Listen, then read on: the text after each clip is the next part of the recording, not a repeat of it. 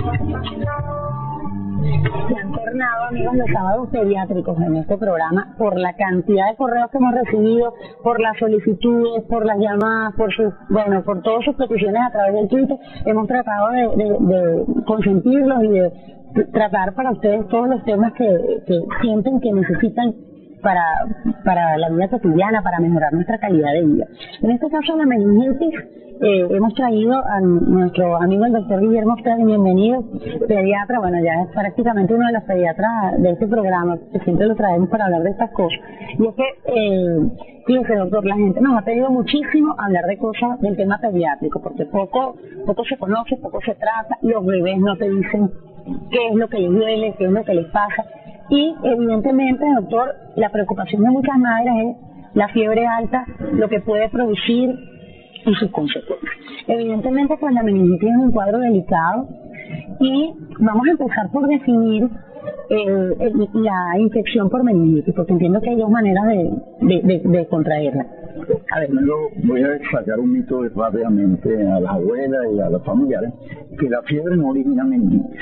La meningitis viene acompañada con fiebre muy elevada de síntomas. Exacto. Entonces eso es importante porque la gente dice, si la fiebre es muy alta va a darle meningitis. Pero cuando hablamos de meningitis, esas son unas membranas que recubren el encéfalo. O sea, es como que era para que sea más práctico para la gente. El cerebro, la masa encefálica, está cubierta por unas membranas.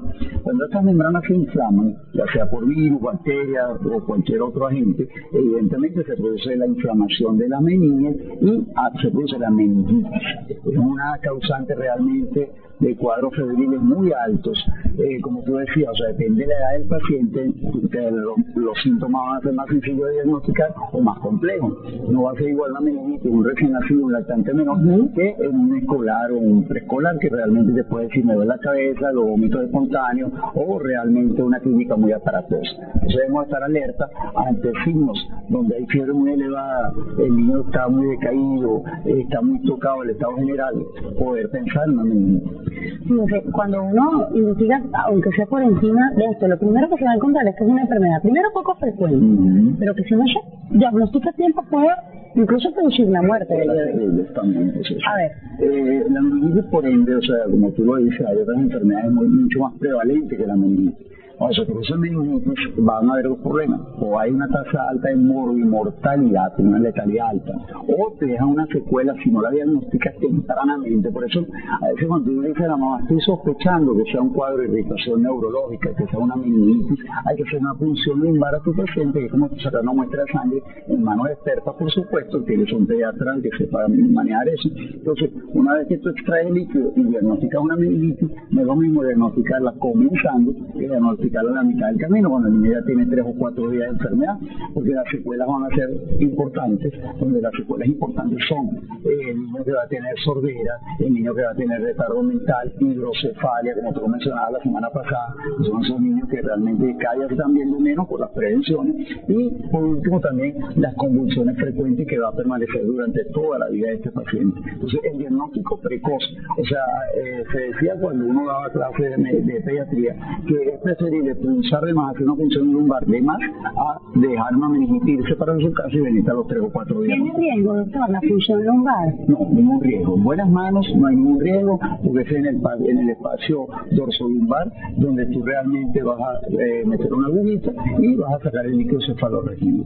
Ahora, por supuesto que las madres siempre tienen mito, que después que le hicieron una punción lumbar el niño quedó así, pero resulta que depende en qué momento de la meningitis tú la diagnosticaste para que el niño tenga secuela. No hay ningún riesgo. Más riesgo es que haya una meningitis que no la trates y que de repente entonces, bueno, se provocan todas las secuelas. Lo que tú hablabas de mortalidad es alta. O sea, por ejemplo, hay 3 gérmenes, lo más importante. O sea, primero hay que decirle a las madres, y quiero aclarar mucho eso, que el 80% de los cuadros meningios son virales. O sea, que ahí, una vez que tú punchas y diagnosticaste una meningitis viral, se va a autolimitar por sí sola sin ningún tipo de tratamiento, sin hospitalización y observación. Pero el otro 20% es bacteriano. Entonces, tenemos 3 bacterias que cursan justamente produciendo meningitis.